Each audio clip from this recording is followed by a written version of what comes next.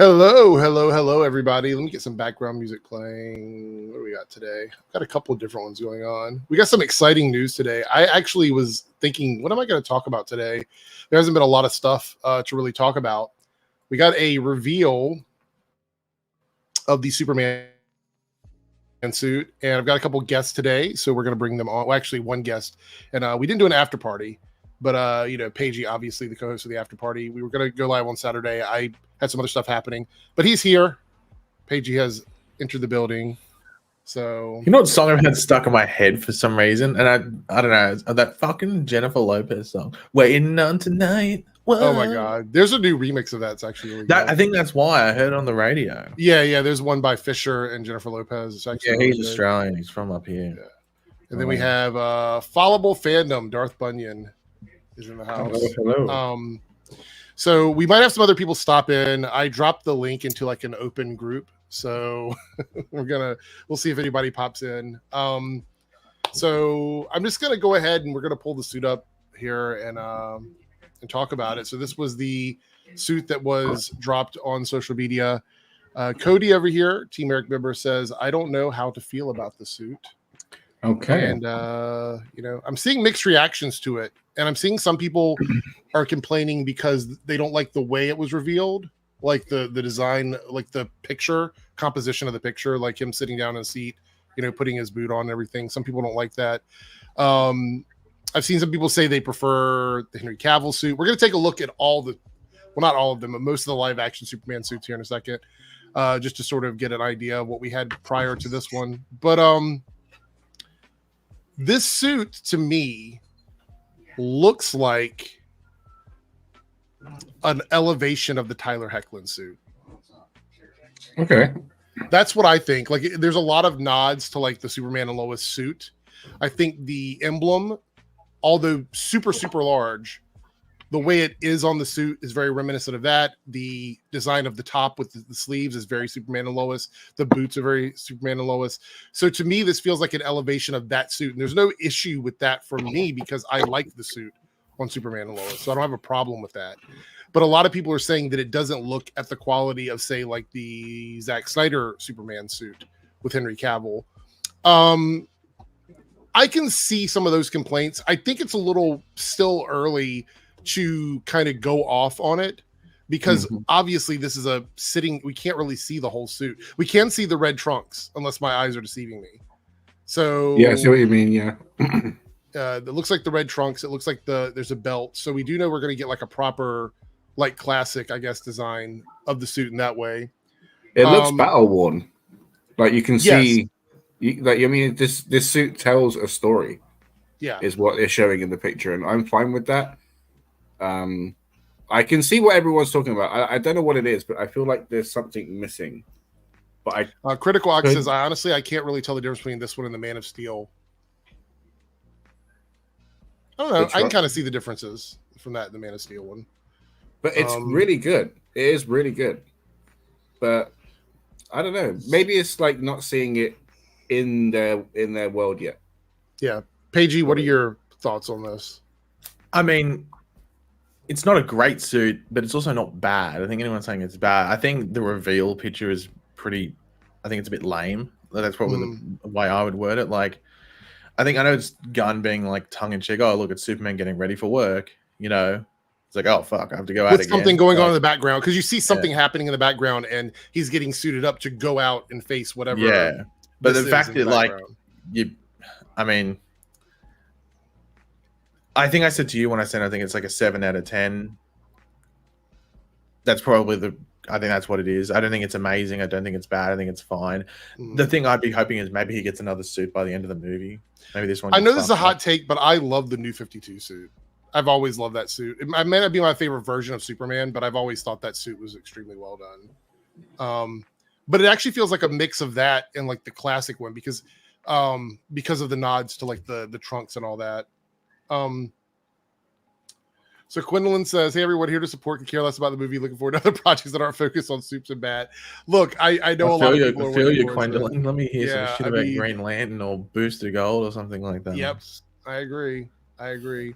Let's see. Cam here says, Wider collar might be tighter. I think it's almost perfect. Okay. What do we think about how the cape is attached? The cape is a point of contention on social media too, because normally the cape in the classic sense comes out of the collar, sort of like how they went away. Because in Superman's suit, when he first appeared on Supergirl, he had the shoulder cape like Supergirl had in her newer suit. And then when they went to Superman and Lois, they went back to the more classic cape kind of coming out of the collar. What do we think about this? Because it's kind of a combo of both. It doesn't have like the pieces attaching to it, but it is coming off of the side of the shoulders instead of the collar. Do we have anybody have any preferences on that, or no? Oh well, I mean, it's sort of hard to make it come out of the collar when you're doing a high-rise collar. Like otherwise, it no, absolutely, yeah. Maybe yeah. it looks like a flower or something like that. Like it look a bit silly. So, yeah. I'm fine with where the cape is and stuff like that.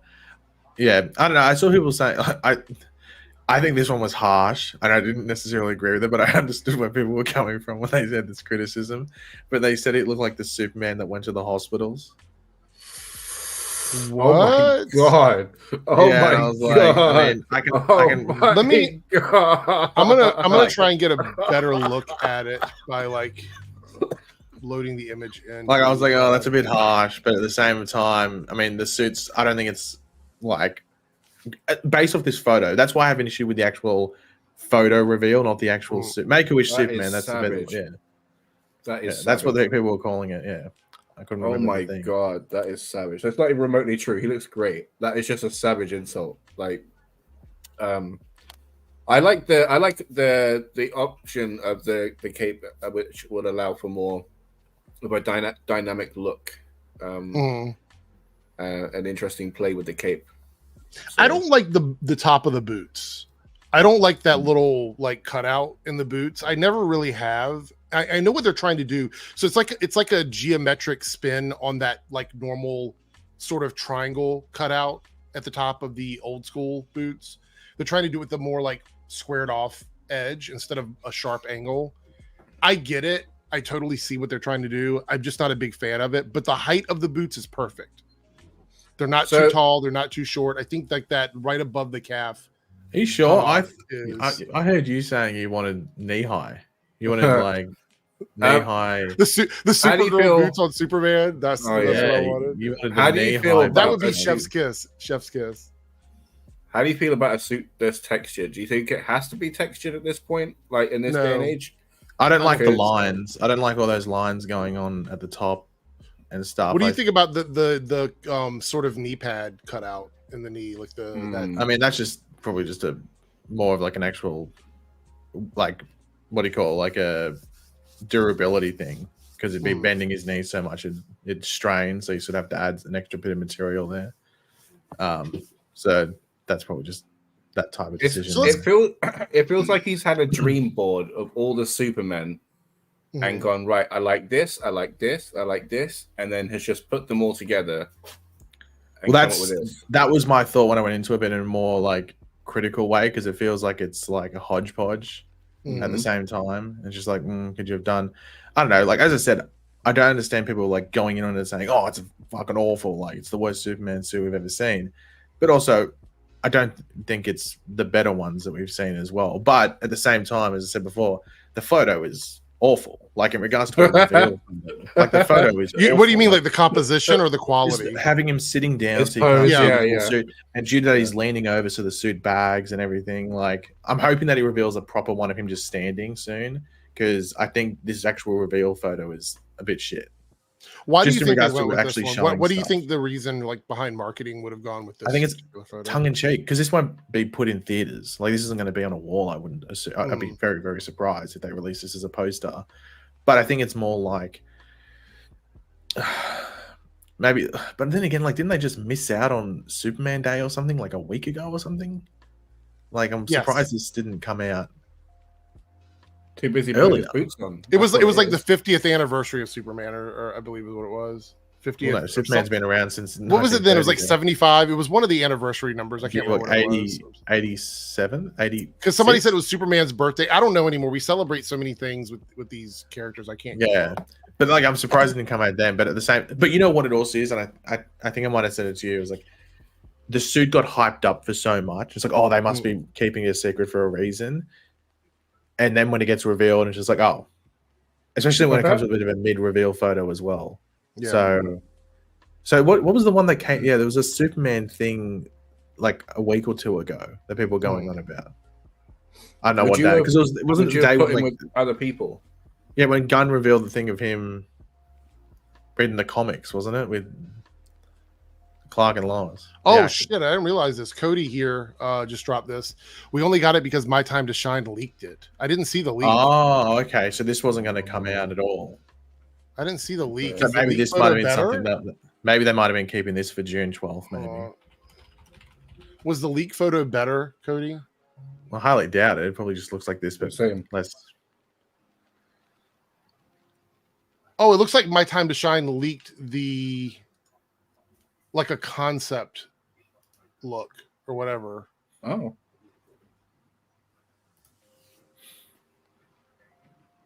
But it doesn't. No, he didn't. Yeah. Really? I mean, it's from Fortnite. Yeah. I mean, it does look like this one. I mean, yeah, but I mean, the collar is a little bit different. And obviously, the boots are a little bit different. But yeah, I mean, well, why would you? That doesn't prove anything. It wasn't like they leaked the actual. But then someone in the replies of their thing, someone posted it on Threads, and James Gunn has given like an eye roll. Like, no, it's not what it looks like. But I mean, the collar, yeah, but that's about it, because the color scheme, I mean, it's got fucking random lines on it, but so this shit has random lines, and I don't know if it's really that much of a. Okay, so what about the trend of all the lines on these modern suits? What do we think about that in general? It's become like a thing now. At first, I thought it was like an MCU thing. Like, you know how Marvel loves sometimes to overthink suit designs. I like a lot of the Marvel suits, but some of them are clearly like they could have used a few edits. In fashion, it's always like when you're getting ready to leave, you take one thing off. Like, you get yourself dressed and then you take one thing off before you go because of that, unless you're a maximalist. Maybe that's what it is. Maybe all these designers are maximalists and they want to make everything over design. Can you imagine what the suit would look like without all of the lines on it? I actually think it would be cleaner, in my opinion. And I think it might make the suit stand out a bit more. Because I'm trying to think, if you look back, what was the last suit we've had in a live action movie that was extremely close to the comic book suit that didn't have a million lines on it? Superman Returns. Are we talking about Superman? Right. Are we talking about Superman? Well, let's okay. So while we're talking, let's go ahead and do this. I've got a Variety article open that has like all the suits in it. Let's go ahead and like look at that. So this is Superman suits, every live action costume for the Man of Steel and the actors who wore them. Let me move the screen over here a little bit. There we go. All right, so we're going to kind of go through all these and just take a look at them. So here is the OG Kirk Allen Superman. I don't believe this was in color originally. I think this was colorized for the photo. I think this is black and white. Looks a bit like you, Eric. So does it? I think it resembles me slightly. And then we have the George Reeves. So this was kind of the beginning of sort of the refinement of what the live action Superman suits would look like. Obviously, it's not great. I mean, it looks like pajamas, but this is. I feel like the underwear could be a little bit smaller. Yeah, but that was sort of like, honestly, if you look back, I think a lot of the strongmen people, they wore these high-waisted. Yeah, that's what it was based on. Thingies or whatever. Yeah, so. And then we get into the Christopher Reeve suit, which you can't see the whole thing here, but this, to me, this was like the perfect evolution of the two suits we just looked at. It really was sort of like, this is the way it looks in the comics. Because it's like, this one's really simple. Like, it's as simple as a Superman suit can get in regards to like a, with something with a budget. And James kind of talked about taking inspiration from it, but then his suit is sort of over designed. I know. He's like, he sort of went the opposite way with it. You like lines? We're going to give you lines on your lines on your lines everywhere. So we have that.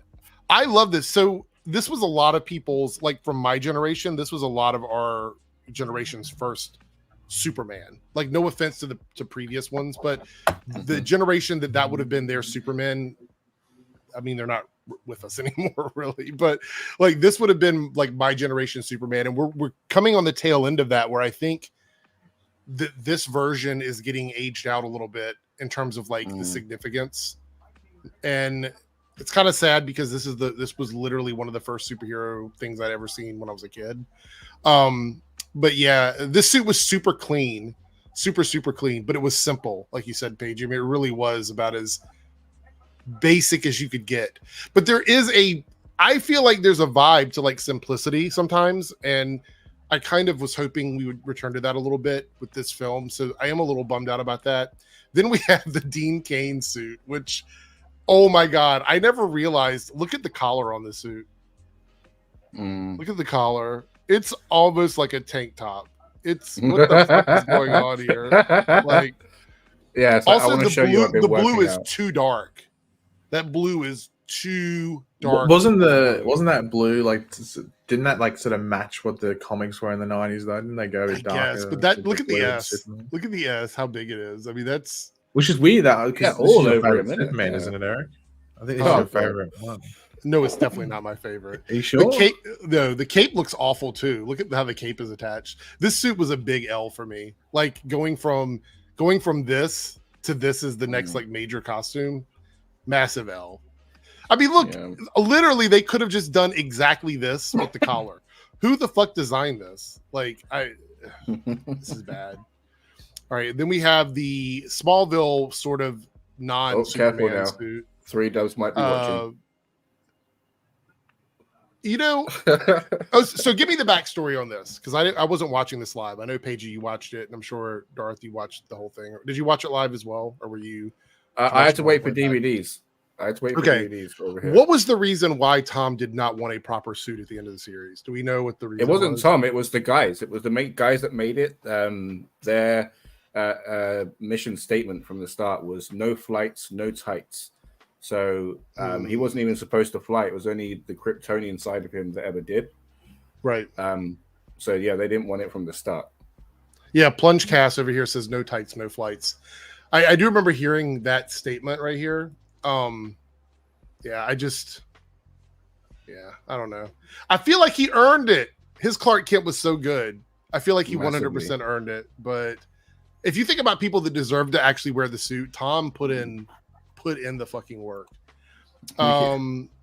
So all right, let's keep going with this article here. See what's next. So here we go. This is the one you were talking about, Darth Bunny. This is the return to like the simplicity. Yeah. I also want to give a shout out to the Kingdom Come suit. I don't know if it's in this article or not. We might look at that one. Matter of fact, I might open that here in a second. This to me, like when I first saw this, I didn't like it because I was like, it's too simple. But now I like how simple it was. Well, yeah, there's sort of this is the Pokemon evolution to the Christopher Reeve suit, obviously. Yeah. See, the issue for me is they either. Sorry, go on. No, you can go.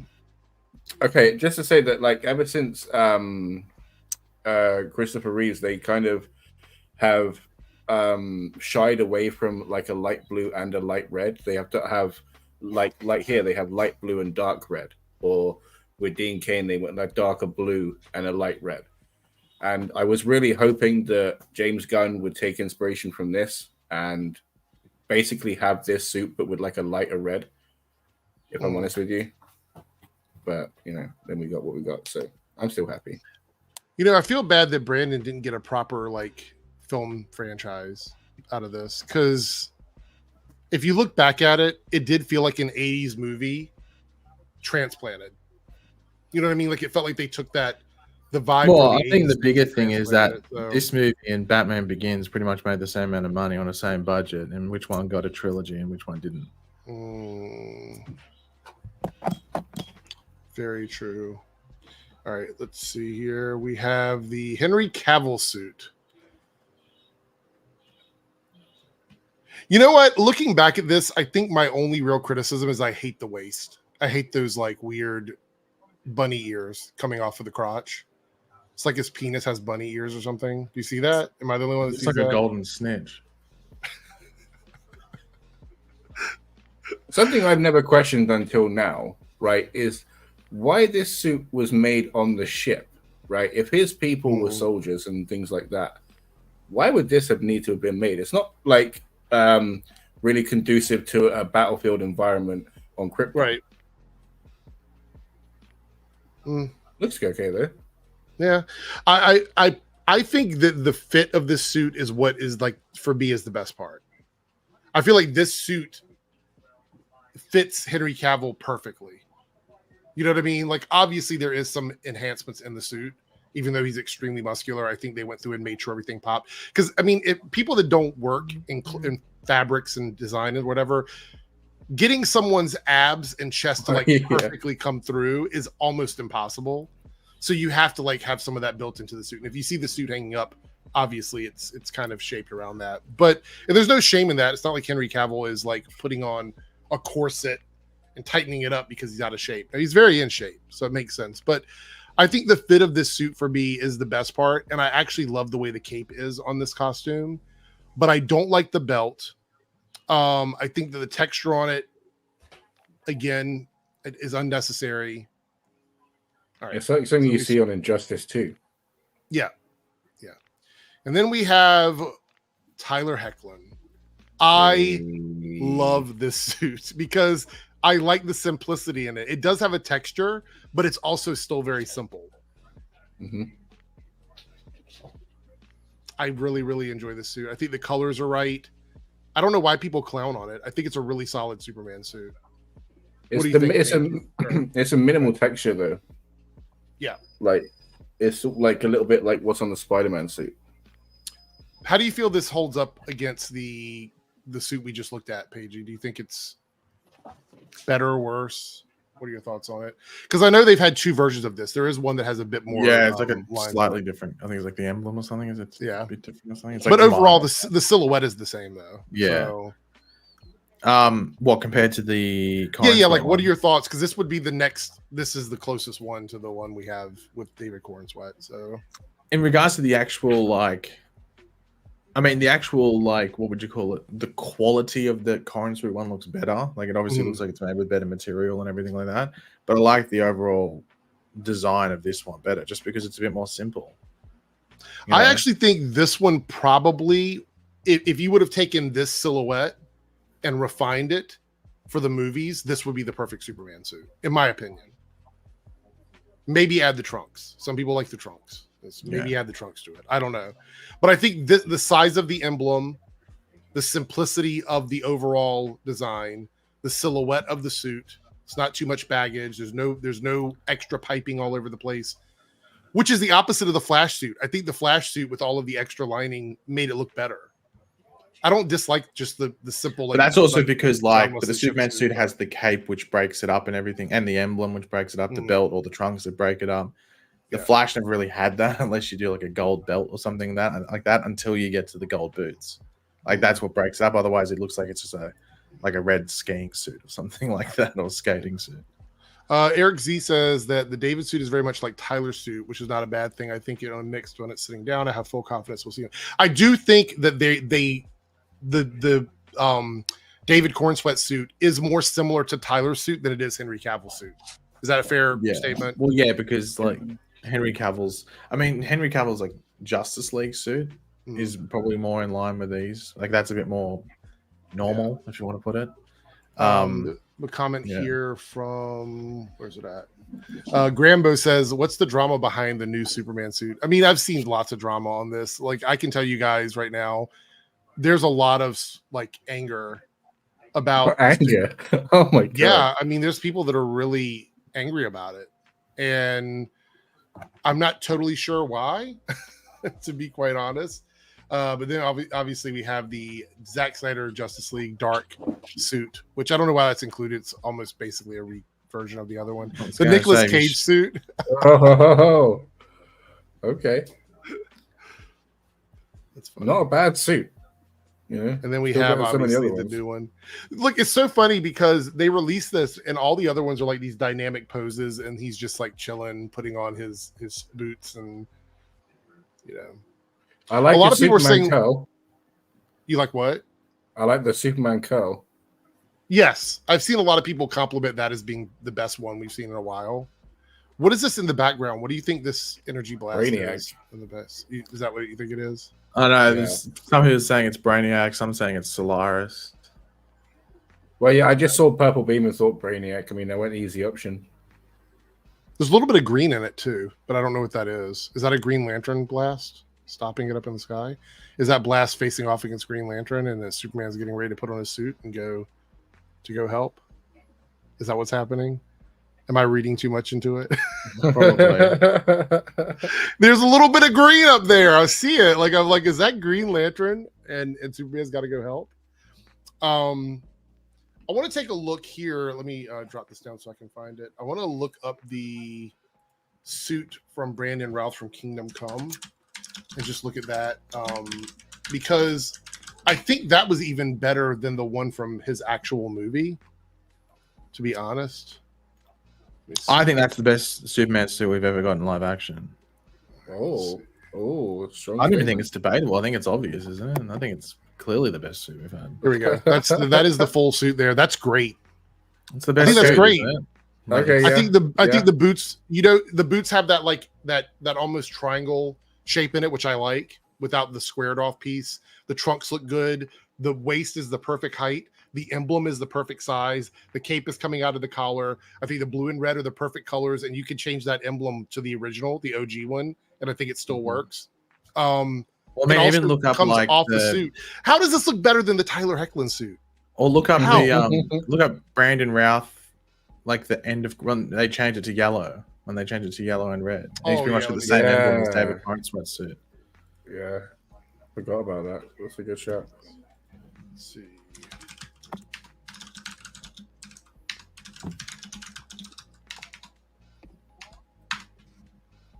Let me see. Oh yeah, I see it here. Hold on, let me pull this up on screen. Image. Oh yeah, this looks great. Look at this. Holy shit. Look at the cape. Look how the cape folds at the collars, like the folds in it. Everything's brighter, yeah. Like even the reds, like, oh, that's gorgeous. That's the perfect suit. That's gonna be the perfect suit. Oh my god. What is up with this picture? Miss Minutes. Is it the? Oh, okay. I was saying, is it the evil? I thought you were talking about she, the like, picture freaked on out screen. or I'm like, whatever? you're the one that brought it up, you idiot. No, I was talking about this picture there. I would leave my camera on, but I'm like really sweaty. Oh, okay. Well, you don't have to leave it on then. Yeah. Twerk off Unless- happened. Unless Paigey likes that. I mean, it's up Oh to him. shit! I don't know. If you take off your shirt, then yeah, but There we go. sweaty nipples. That'd be Wow. funny. I So- get the stream taken down. I don't want to do that. Well, he almost did earlier, anyways. It's all. Oh, Yeah, wow. AI Donald Trump. All right. Yeah. Okay. So here we go. This suit is so good. Like Mhm. it's not. I love They're that not suit. overthinking it at all. They're not overthinking it. It's very simple, but in the best ways possible. It fits him really well. There's not a lot of padding. I know people can't believe this, but Brandon Routh is at the time this was done was actually really cut. So like this is like him straight up doing his thing or whatever. I don't know. I think Paigey might be right. This might be the best one. Am I admitting that Paigey is right? I want that in my room. So, Yeah. Is this a painful moment for you, DJ Erickson? it is painful. New Media Tech says Tyler Hoechlin's suit looks better. This one looks too baggy. Tyler Heckler. Are we talking about the David Corn sweat one? Because there's nothing baggy about. It's nothing. about He's Brandon sitting. Routh's suit. Yeah. Like, Is he talking about like around the arms? I mean, there's a crease in the knees and the arms, but you can't avoid that if it's a practical suit. Yeah. Do you think Yeah, that it's new maybe, Superman but- suit has chaps, Eric? You're the chap expert. You might. Is it chaps? It needs chaps, 100%. It needs chaps. Needs So chat. Bob here says Brandon Kingdom Come is definitely the best. So everybody's kind of agreeing. Stop agreeing with Paigey, everybody. Like you're supposed to be like. Everybody no, needs to let him know because Yeah. he didn't get the love he needed. He deserved for Superman. Honestly, Yeah. This to me was like a gift to him from the CW. I want to remind you guys, all the people that clown on the CW, they gave us some of the most diverse stories, and I'm not talking about like the normal diversity everybody fucking complains about. They gave us the biggest variety of stories when it comes to DC stuff. I don't think, unless we get another 15 years in the DCU, we're not going to see the type of variety we got I think in the CW I think the DCU shows. is going to be like, if you don't really vibe with Gunn style, you're probably not going to like it. Yeah. I think there's like, I think that he'll have like a decent amount of creative input. Like, I think there'll be like individual things like Swamp Thing and stuff, which will be its own thing. But I think a lot of the stuff will sort of fall under what he likes. So we have this, and we have this right here. This, and now this. That's kind of safe though, because other than the niche stuff that like he takes big swings with, I think he's quite good at reaching general audiences. Yeah, I'm hoping that there's another photo of him just standing up. I just want another photo. The sitting down photo I think was just a bad first reveal. I'm still trying to decide what I think of it as I'm looking at it. I mean, I don't hate it. So there's no like... It's not bad. It's not a bad suit. It's clearly not a bad suit, but the photo is definitely unflattering for the suit. I think if he was it was a normal, like, whether it was him standing up or him doing, I don't know, maybe some weird action pose or something, it would look better. Like, based off this photo, I give the suit like a 7, as I said before. But like, I don't think we're going to see his muscles through the suit. If it's just different thing, like you can hardly see the trunks. Does he have a belt above the trunk? It looks like he does. Yeah, there's a belt. Yeah, there's a belt. But like, you can't really see. Like, you see like what, the tiniest slither of it. Like, yeah. So hopefully there's, you can't see necessarily how long the cape is on him. So that's why you'd want to. To be honest, Jordan, when I saw it this morning on Twitter, because I didn't see it through the DC account, I thought it was AI, which isn't a good sign. I thought it was AI.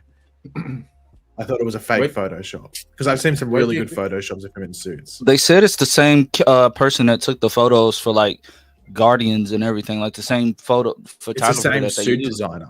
Well, you know, it's funny. I think the suit designer is the one that designed the Flash suit as well, the Ezra Miller suit.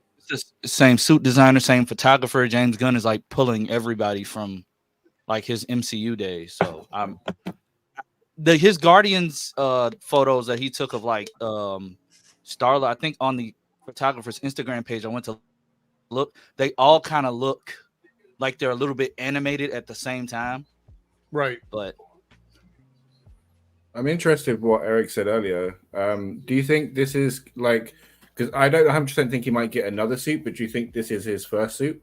Like he might have had previous suits? I definitely think we will see a change of suits in the movie, most likely. Like, do you think this is his first or second suit? First. I think this is going to be the first one. Do we like the collar? Yeah. I don't like the collar. You don't like the collar? No, I always hated the new 52 suit. That's why I was glad when, this may sound horrible, but I was glad when the new 52 Superman died in the original thing. Spoiler alert. Spoiler alert. Like, I always hated the collar look. It's weird to me. I don't know why. So I think looking at this, and maybe I'm reading this wrong. You guys tell me if you see the same thing. I don't think we're going to see like chest muscles or stomach muscles in the suit. It looks very flat in the front to me. But once again, you can't tell because he's leaning over and sitting I don't know. That emblem looks too big for like a defined chest. Like, well, what if he's able to take off the emblem like in Superman 2? and throw it? Yeah, it's like a frisbee sort of thing. Like it's the super rang. I don't know what you'd call it. Whatever one they want to call it. We want to see David Corn Sweat's bare chest. Is that what we're saying? Yeah. Well, absolutely. 100%. I'm not like Eric's request for you before, Lance. At least nipples. So there could be like, maybe it's like a Janet Jackson situation when he rips it off. What if the lines on the suit, these little like lines and indentations, what if they light up like My Adventures with Superman? Like when he uses his powers. That would be kind of cool. Fuck, I would know, Lance. Shut up. I would fucking hate that. That would suck balls. Let's be honest, Lance. I believe you went with that for I have a better question, Paigey. How do you feel about James Gunn looking at Tyler Hoechlin's suit and saying, "I'm gonna give him the shoulder capes without the buckles"? How do you feel about that? That Oh, is- you mean like the I meant OG one that. from Supergirl? Yeah. Well, Paige said with this collar, it would be stupid for it to come Yeah, out. it'd be weird if it came out of the collar. It'd look like a flower or like a newborn baby. I don't know, something like that. Like I think he needs it. There's some separation there. Yeah. I find it. I I don't just find it funny. It's like he's just putting on his boots. He's like, oh, these dudes are outside again. All right, let me go. My suit's not even clean, but okay. I told my wife this, and I was like, I don't know why, but I'm just happy we're back to the like classic slick back curl look because Yes. for the past few years, I mean, Tyler's hair sticks straight up. So Yeah. We have a couple super chats here. Daddy hates the metal. Hoi. Super chat. The background shot makes me think Brainiac. I said that I think it looks like Green Lantern too. It looks like there's a Green Lantern fighting against something else. It looks more blue than green to me, if I'm honest. Does it? Does it You really? colorblind? Does it look green? Does it look blue to you, Paigey? Looks. I mean, it's pink and then green at the top. That's what Yeah. I thought. Yeah. Yeah, I don't know. It looks green to me, but maybe It it's looks the same color as Daddy hates the metal bit, in my opinion. But Really? Hmm. Oh. Maybe it's a turquoise. Oh, maybe. Daddy hates the metal with another super chat here, $5. I'm also hyped for the next 15 years of DCU if this is successful as an interconnected universe. I hope the Superman stays for a while. So, look, the side of optimism here with Daddy hates the metal. Already hyping it up, already excited for it. I actually am seeing a lot of people excited for this as well because James Gunn, for me, doesn't really miss. You know what I mean? Like, I feel like all three of the Guardians movies were good. The second one was not great, but it was good. However, I think there's a different level of pressure on this film than Guardians 2. Like, And also, I feel like this movie has to be a 9 out of 10, 10 out of 10 for it to be. Is that unfair? Is that unfair for me to say that? I feel like it has I would say, I'd say the difference and the massive difference between this and any of the Guardians film, not just the first one. There's an expectation. I don't know how many people necessarily, like, especially general public, went into any of the Guardians films, especially the first one, let's just say all of them, thinking, oh, this has to be good. If this isn't good, then we're fucked. Like, it's nothing like that. Like, all those Guardians movies could have flopped, and it doesn't affect the MCU in any way, might I say. This one has to not only be good, has to perform, and it has to, I was going to say inspire, but make people go, I want to see more stuff in this universe. So it needs a trifecta of success, if that makes sense. And I think he'll do it. Oh, so I think he'll make a good movie, might I say. I don't know if he hits that trifecta though. And I think this movie has to, it borderline has to hit that trifecta for this stuff to work. So it's fingers crossed, but I think he'll make a good movie. I'm not hyped off it at the moment because I don't think the cast is outstanding. Like, I think David Corenswet's good, like a good fit for this, but also at the same time, like, you don't know until you get the thing. You don't know until you get the material as well. right. But I'm intrigued. I'm sure, like, James Gunn might not say it, but I think he'd be very nervous about, especially when it comes to this coming out, because I think he knows himself that he probably has to hit that trifecta. But also, we don't know what guarantees David Zasler's given him. David Zasler might have said, hey, look, we know what came before with DC. We see the numbers and stuff. We're not expecting this to make $1 billion, but we at least want to see, hit these. You don't think it's going to do $1 like billion? Okay, show of hands. You don't. I want you to chime in. I want you to chime in. Yeah. Do we think this movie is $1 billion film? I'm very curious. It doesn't mean you're going to hate it. I don't think if you say no, it's not going to make $1 billion that you're saying it sucks or anything like that. Do we think this movie is going to be $1 billion movie? It is a brand new Superman, brand new franchise. It's kicking it off. What do we think? And then what do you guys think? Do you think it's $1 billion film? I think it has the potential. weirdos are going to make it tank. I don't think it hits $1 billion. I think it probably hits around that 800 mark, like what the Batman did. I think a slow start and then word of mouth is going to push it up. I don't know. Word of mouth nowadays isn't that big of a thing now. Like, I think like that's the thing that, like, people have to have those, like, that hype level going into it where I think it just performs. So I'm curious, like, you know, the trifecta you're talking about. Do you think he will miss it because he overshoots or undershoots? I think the only one that's in his control and that you can only blame James Gunn if it doesn't work is if the movie's good. The other one relies on Warner Brothers and what they want to do advertising wise, and then also if people aren't lazy and actually go to the theater and watch it and don't have these like. And also, like the inner monologue of, oh, I can't support this or whatever it is. Some stupid shit. Just like, I'm still surprised people have these like inner things where they're like, oh, I'm not going to go see this for this reason. Like, if the movie looks good, I go watch it. So if the trailer's come out for this and actually looks arse, I'd probably consider not seeing it. Like, am I going to waste my money? But at the same time, I probably will because it's Superman. But as I said, like those three things, only one of them is in his control, which is making a good movie. But like so like Eric Z says, like Man of Steel made like, was it mid sevens? Or was it, no, it was high sixes, wasn't it? Oh yeah, it was high sixes, you're right. High sixes. Right. So I mean, yeah, you'd probably want to at the very least beat Man of Steel. But even then, Man of Steel in a lot of people's eyes underperformed. So I don't know if it's necessarily a flex to say, oh, we just beat Man of Steel. Yeah. Especially now considering like there's much more hype going into this. Actually, it's hard to tell because some people might not remember, might have been too young, but like when Man of Steel was coming out, they kept making it people think Christopher Nolan directed that movie. Yeah. Do you remember all that? They made it seem like Christopher Nolan was the director of Man of Steel, like when they attached the trailer to The Dark Knight Rises, and they kept putting Christopher Nolan's name on the trailers for Man of Steel. And then the style looked like Christopher Nolan as well. Like it didn't. When you go back to that movie, it doesn't necessarily look like a Zack Snyder movie. No, it doesn't, because there's a refinement. No offense, but there's a refinement to that movie script and the vibe of it that Zack Snyder doesn't normally have. It doesn't continue it in BVS or the Snyder Cut. Those two movies look different. Because Rebel Moon Part 2 was shit. It was a piece of shit. Yeah, that's true. So, I haven't watched it yet. I've just seen people make Oh my God. I don't want to go off on a tangent. I finally got through that movie. I had to watch it in 5 parts to get through it. So bad. Such a bad movie. And I hate to, you know me, like I keep an open mind about stuff, but that movie was so hard to get through. I don't know why they released the lesser versions first. That doesn't make any fucking sense. Because now, what interest is there for the casual viewer to watch the R-rated versions? I get it. The Snyder fans are going to watch it this summer. They don't come out until the summer. I mean, that's probably smart by Netflix. Spread it out, and then maybe people forget, and then they go back and watch the other ones. I mean, maybe it's just so many issues with that. We got some more super chats, but before we do that, I want to test out my thing here.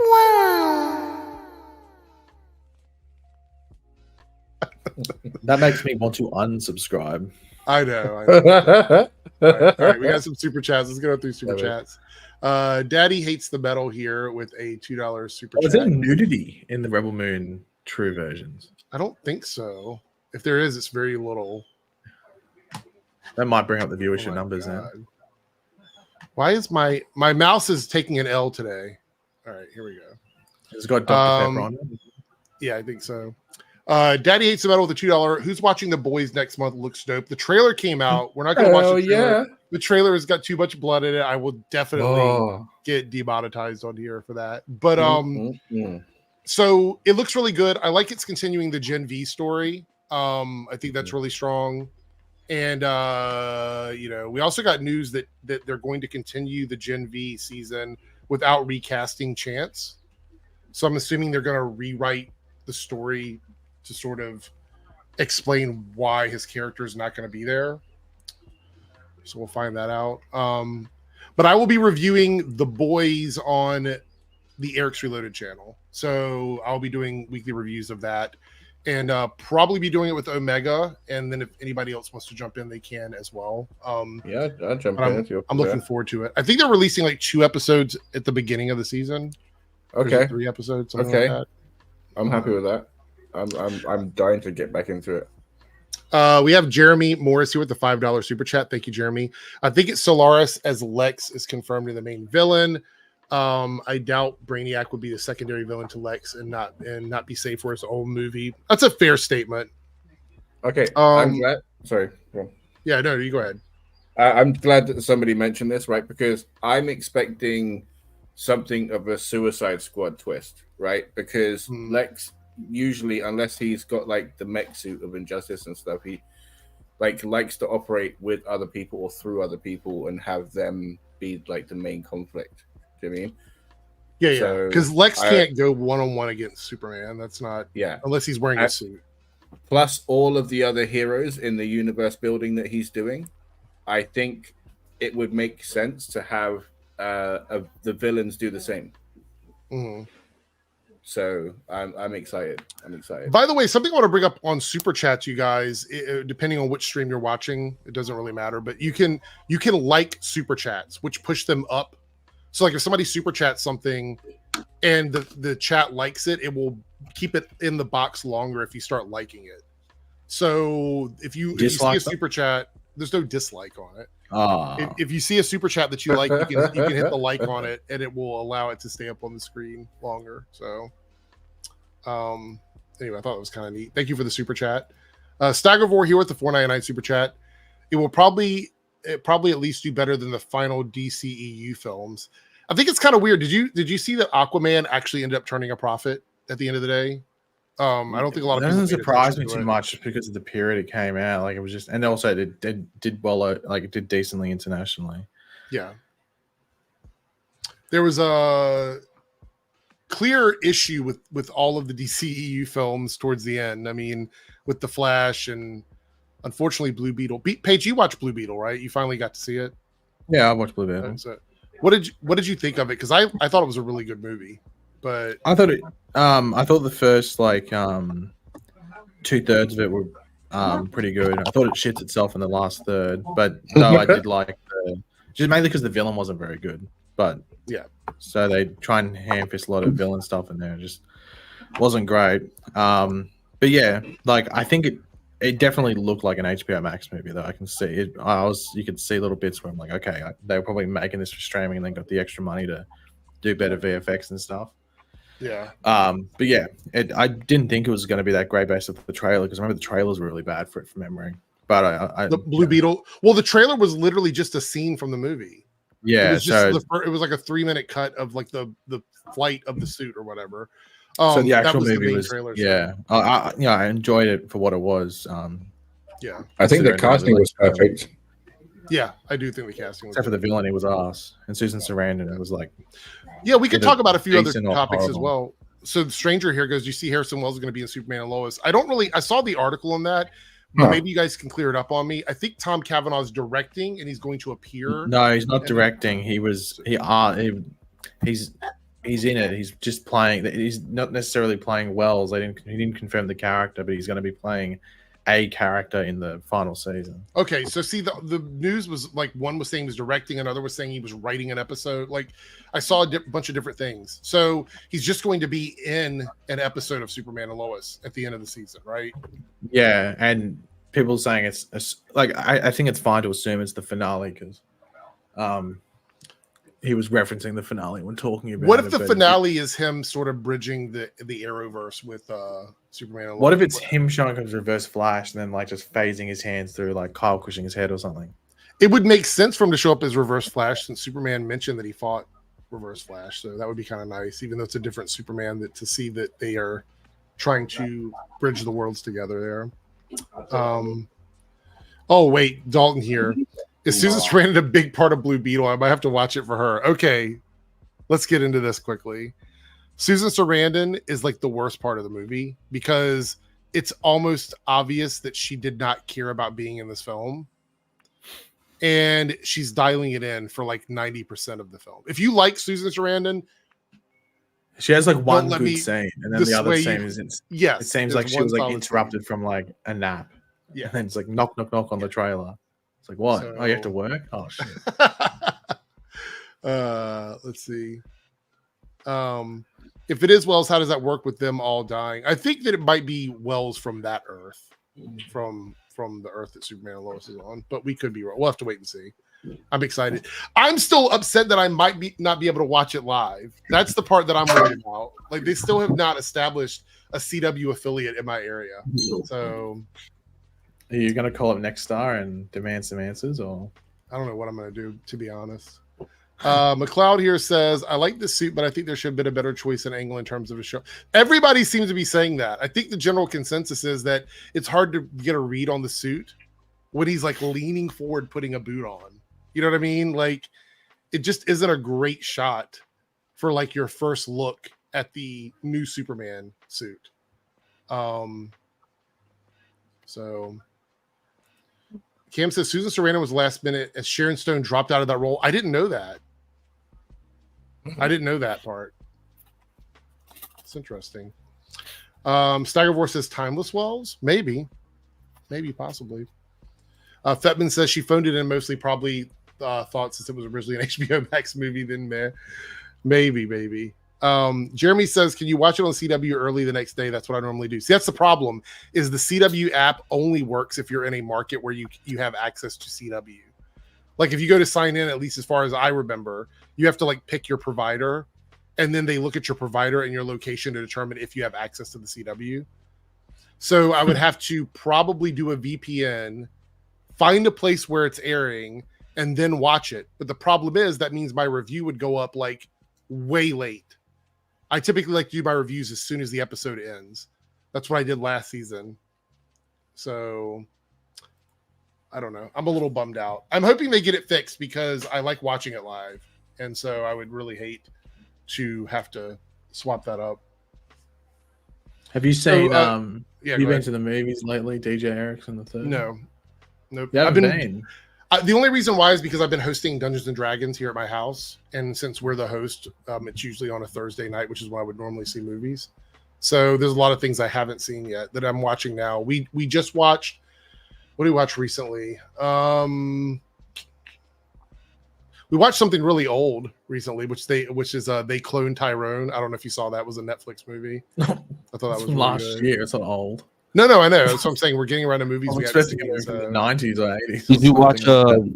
Have you watched the Crisis on Infinite Earths Part 2 yet? No. Me either. You're not alone. Yeah, it was good. I have it. It was good. No, it was not good, Darth Vader. I have it. I just haven't watched it. I watched the It first wasn't one. And I bad. was so disinterested. I didn't care about the second one, so I haven't watched it yet. Honestly, So, I'm enjoying it. I'm enjoying, like, I haven't seen all of the Tomorrowverse and stuff, but yeah. the way they're bridging the two realities together, I'm enjoying that. I miss the old DC animated worlds, like not just the TV shows, but the actual DC movies. I miss those. I think it was a really good run for the longest time. They were just Yeah, go ahead, adapting like comic books and stuff like that, and it worked. But they did a good like, job with it, though. It was a really Yeah. good job.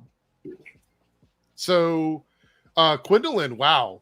Sadly, I haven't been able to see movies this year. So, Well, I went the first time last week. First time I've been this year.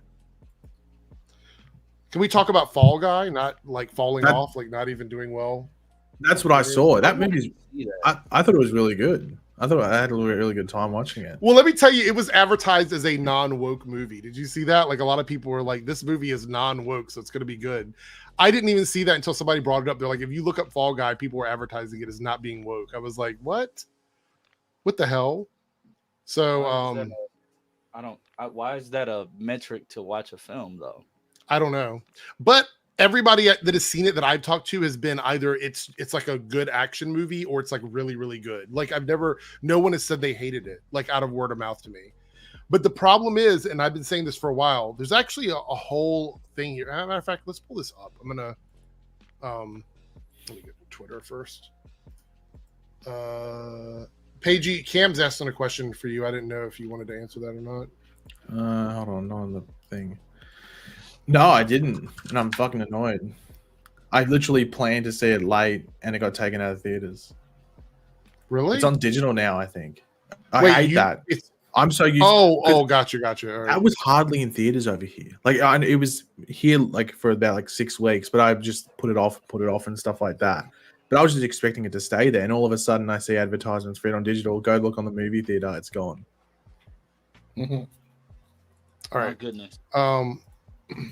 This was a thing by Scott Menzel, and it talks about like why people are not going to movies. And I'm just going to kind of read through these quickly. Just on that first point there, I know you're going to read it. I went to the movies last week to see Fall Guy, On Tuesday over here, it's like tight ass Tuesday, 2 ticket, like cheap Tuesday or whatever you call it. The cheap ticket or the half price ticket was $15. Yeah. $15 half price ticket. Let me tell you though, I'm lucky. My local theater, the one that I go to, still has like $6 tickets. They still haven't increased their prices, but that's not the same for everybody. But number one here says ticket and food prices in theaters have become astronomical. $12 to $25 for tickets, $12 to $20 bucks for popcorn and a soda. Is anybody else like, because we're from all over the place? What does it look like for you guys in terms of like ticket prices and food prices at theaters? Are you seeing, because Lance, you've got a whole family, you got a whole ass family to take out when you go somewhere for the most part. Like, is that something that you think about with movies? Like, is it easier for you to just rent a movie at home than it is to like go to the theater, or do you not care? How does that work for you? If I take my kids to the theater, I don't really do like concessions or anything. Like if I take them to the movies, we're gonna pregame. We're gonna pregame or we're gonna go out to eat after. And Right. I don't really buy tickets for all the kids. I'm sticking with the method of you're such and such years old. I don't care how old you really are. You're short, so it's gonna work. But yeah, that's how I've been doing it. So Right. But as they get older, like we're already planning like certain films they want to see, certain films they don't care for. But like if it's a film they want to see and we can see it as family, I mean, the money is gonna be the money regardless, you know. So yeah. What about you, Darth? Like, are you a big movie guy or what? Yeah, I love it. I love going, right? So they have it's the Odeon, so it's 10 quid, $9.50 for an adult, $7.50 for a kid. But they also have this thing where you pay an X amount a month and you can just go as much as you want. What was that? This is Plungecast, who's from New Zealand, and this is the ticket prices. $23 for an adult. Well, click that thing I just put down there. I got my tab shared. That's to go see Kingdom of the Planet of the Apes on Thursday. Oh my god, $28 if you remember. So you get $1 off from being $1 off if you remember. Oh my god, that is so fucking crazy. But then if I go, I'll try and find the And you're in Sydney still, right? Oh, wait, no, you're not in Sydney. No, it's the same everywhere. It's the same shit everywhere. In some places it's more expensive. But then if you go on the Tuesday, that's how much it is. Hold on. Holy shit. Yeah. $28. That's too much. That's a lot. Then that's on a Tuesday. If you go on a Tuesday, oh, here we go. $14.50. Still the same. Still, that's more. My theater is $6 every day. You have to be a member to get that half price ticket. What's a pensioner? Pensioner. An OAP. Do you not have a pen? What do you call it over there? We don't. Let me. Pension is like over 50, over 55. I don't think our theaters do that's that. A senior discount for us. Senior, yeah, you call it, yeah. Well, no, but there's senior there, so I think pension is over like 50 or 60. And seniors like over 65. Is that what that is? Like a yeah, we get a tiny bit cheaper. Yeah. No, they don't do that for us. Like if you're over 50, they don't give a fuck. Like they're like, okay, you know, you're paying the same as like the 25-year-old. Sorry. 15 quid a month. You can go all month.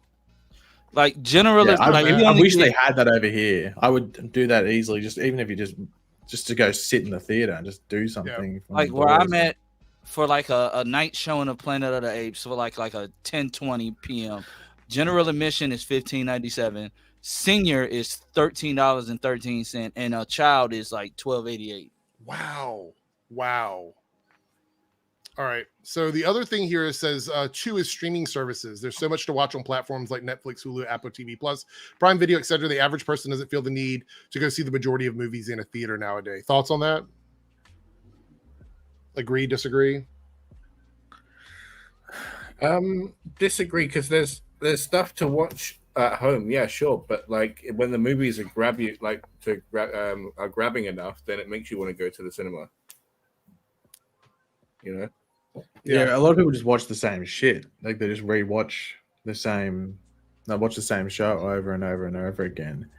It's not like they're necessarily releasing that many quality movies that's like filling that like void Rebel on Moon. streaming Rebel Moon service. parts 1 and Obviously, 2. that's a prime example of ours. So, like, it's not like that's, you know, it's just more like ease of access and and I guess people's attention spans nowadays, you know. Yeah. Let's see here. Is this okay? So Staggervore here with a 999 super chat. The whole affiliate thing has been a mess since Nexstar took over the CW. CBS has disaffiliated from the CW on their stations, and Nexstar's had trouble finding replacement stations. Yes. Yeah. So that's kind of the issue. Is let me do this so we can see Darth. A lot of people, like for example, Paigey, has had to find methods to watch shows over the years because of the lack of accessibility to the CW shows for around the world. I don't know about Darth. Yeah. Not sure how it was for you, but Sure. if you want to watch it like the night that it's on, which is honestly, if you subscribe to the DC TV show, you get spoiled immediately, so you have to watch it like right away. But you have to watch it the night it's on because otherwise you're going to get spoiled. These shows, there's no grace period anymore. Literally, I've been watching something and it gets spoiled while I'm watching it. Somebody that's like 5 minutes ahead of me. Yeah. Is that a subtweet at the DC TV show? No, it's not. I'm literally saying that's him. Like it's not a subtweet. But yeah, so this is the issue. Is like for example, when The Boys comes out, I'll be going back to doing like weekly reviews of that. I want to do that with Superman and Lois as well, but I can't if I can't watch it like at least within the first day because there's a life expectancy on reviews. If you're going to do a proper review, you have to have it out like the day that the show is out. You can't wait like a week. I used to do that back in the day, but that doesn't work anymore. People want the reviews as quickly as possible. So that does kind of suck for me. So thank you for the super chat though. I appreciate it. All right. Number 3, content consumption has drastically changed. People would rather watch TikTok or things when they feel like it than sit in a theater for 2 hours. I said this on my video with the Russo brothers when I talked about it earlier this week, is that unless you're going to let people bring their phones into theaters and let them use their phones, a lot of people are just not going to go and watch it in the movies. They want to sit at home so they can be on their tablets, their iPads, their phones, their laptops.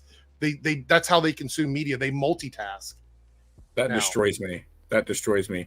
I will sit right when I'm trying to when I'm making people watch something with me. If somebody pulls out their phone, I'll pause the thing. I'll pause it before they're off of it. I hate that. Look, Maddie says, "Well, that won't be watching TikTok for very long because of the whole like US thing or whatever." Lori has said, "This is the dollar movie theater and all day Tuesday." That is where people are on their phones and stuff when they're watching something, whether it's on the theaters or in the thing. I was talking to someone about Fallout, and they were like, "Oh, I can't believe the dog died." The what? He gets brought back to life 5 minutes later. It's a dog we follow for another 8 episodes or something. Right. He thought the dog died. Yeah. He thought that dog died. I didn't kick Lance. He left on his own, just for the record. I didn't do that. Nothing in the private chat. He just bounced. All right, so look, Anthony here says, when I'm watching a movie, I split screen it when the Subway Surfers on at the same time. No. Oh, that's criminal. Okay. Number 4 is a general disdain for the movie-going experience. While ticket and food prices are a factor, there's more in the story than just that. A lot of people have had bad experiences at the movie theater, which as a result causes many of them not to want to return. Oh, Lance has returned. Unfortunately. Shut off. So this is a good point. Darth, this is speaking to you. People on their phones, people talking during the movie, people being rude, people fighting. People don't feel like the experience is worth their time or money. Yeah. Do you agree with that at theaters? This is the thing. I've been very, very fortunate. Other than like the occasional like person like whispering behind me, which probably is about the movie. Like it's never loud enough that I have to like I can hear it. I think I've usually been the loudest person in a theater, just gasping away and being like, "Oh no," you know. So I've actually been quite fortunate. Yeah, if you, my 2 times I've been to a theater in America, bro, like, shut the fuck up, people. Like, what's going on? Like, people just, what the fuck? If you did that in Australia, you get told off. You'd get like, that's the thing. Theaters over here, the people that run these theaters do not give a fuck. I'm telling you, like, that's the I see all reality. those reactions where it's like people going, "Oh my god," and they're watching like a lightsaber come out. In Australia, you see the same movie, full theater. It's silent because people are just like, "Yeah, well, he watching the movie." I've seen people like this. When I went and saw Quantum Mania, there was a guy like this, literally just. Oh my gosh! What, filming the movie or taking a selfie? Just had his camera up like that. Just he was either filming himself or filming the movie, and nobody did anything. Nobody did anything. We actually have somebody that comes in several times during the movie to make sure everything's okay, everybody's behaving, nobody's got their phones out. You know, everybody's just sitting enjoying the movie, and there's CCTV in each theater, obviously. Yeah. Well, the theater that I go to is kind of a small chain, so I don't think they have all that technology to detect phones and stuff. But they don't. Yeah, exactly. Multi-Topic Talk says my theater experiences were always good. For the most part, mine have been too. But I know some people have horror stories where they're like, they were sitting next to like a person with their baby, and the baby is screaming, and they're not taking them out of the theater. Like Lance does that all the time. He takes his kids in and lets them just like. I must admit, there was once when I was in high school. Actually, I take them out. When I was in high school, a group of me and my mates went to see Paul. Remember that like movie with Seth Rogen's the alien? Yeah. And there's like not many people in the theater. It was like Saturday. It was like a weird night or something like that. In a weird session time. So it was like maybe like a third full or something. And one of my mates he was a dickhead. So you expect him to be a dickhead. And he was making this like he kept like commentating the movie. We're telling him to shut the fuck up, but he kept commentating the movie. And these 2 guys at the front get up and go, "Can you please shut up?" They did like the least intimidating way. Like if they were intimidating, he would have shut up. But it just egged him on. Be quiet. And it was like that. Yeah, it was like my glasses. Can you guys shut up? Like it was like that. They sounded like me. Yeah, essentially, just like you, except they were white. And it just egged him on. And this was about a third into the movie. So the rest of the movie, he's just being a dickhead. And it was one of those things where it was like, if I was someone else in the theater, I probably would have just like maybe like walked out myself. But it was just like a back and forth between them. It was like the most antagonistical thing ever. It's the only time I've ever like liked someone being a dickhead, because the people in the front, they just did it in such a, like, let's be honest. Someone said this earlier. I just thought about this. Doesn't the Fantastic Four come out like right after Superman? It's the same week, isn't it? That's the thing. That's the thing. Like, the only thing that suggests that movie's not coming out then is, have they even started filming that thing? The Fantastic Four? No. Well, like, surely it doesn't come out then. Well, I have good news though. Oh. Is it good news or bad news? It's good news. Captain America comes out on Love Day. Oh, that's true. It does come out. Yeah. So I mean, we don't have to worry about that interfering with anything. Yeah, it just might be a bit of a. Might want to avoid going on that day. How do you feel about Captain America's suit change? Because I liked the white suit better. Toy sales. Yeah. No, I know, I get it, but like I preferred the other one. You know, I just preferred the other one. At least he rocks it. He makes it look great. Don't get me wrong. We're a reverse I just Oreo. like the other one. Yeah, but no. Yeah, I don't know. I think I like the shoulders on the new suit better. It looks more like it doesn't look weird. Like the shoulders from the TV show suit felt a little odd. Like they felt stiff. I like the new design on the shoulders. I mean, but and then the reason why I think they got rid of the cowl or whatever is because they said they had to animate that thing to like basically like fit to Anthony Mackie's head. Which is crazy because they didn't have to do that for the CW shows. They learned how to do it on the CW shows without VFX. But I mean, now they just they don't have to worry about it. They just gave them the goggles back. What do you prefer, the goggles or the cowl?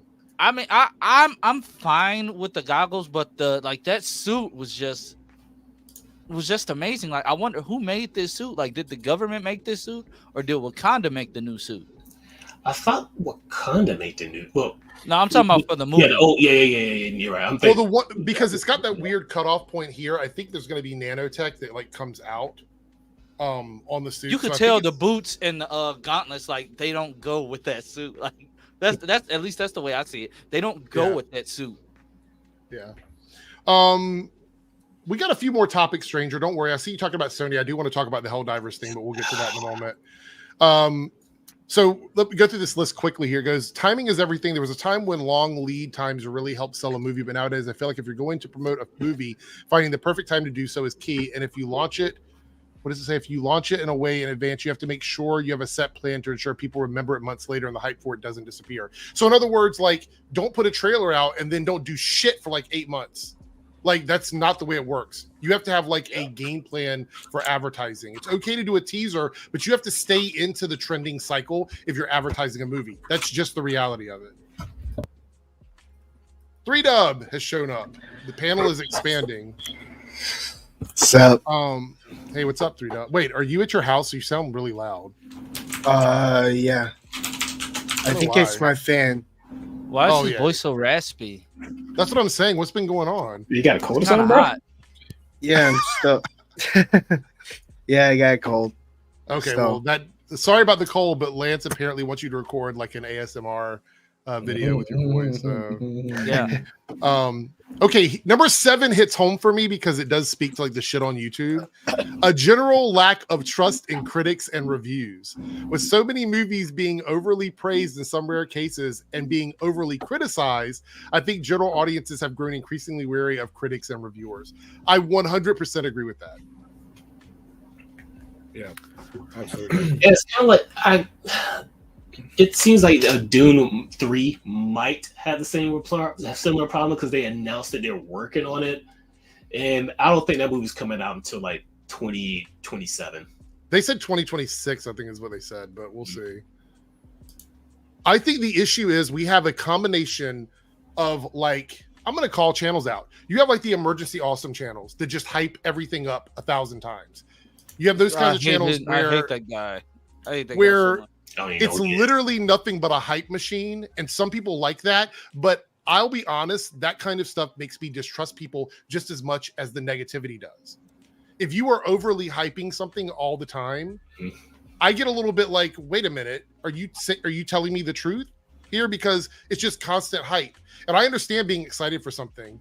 You don't have to necessarily dog on some shit to be honest, but I think there's a level of hype that's like, what the fuck? And then you have the opposite end of it, which is like the anti-fandom, like Chud channels that do nothing but negatively talk about shit all the time. The extremes are never good.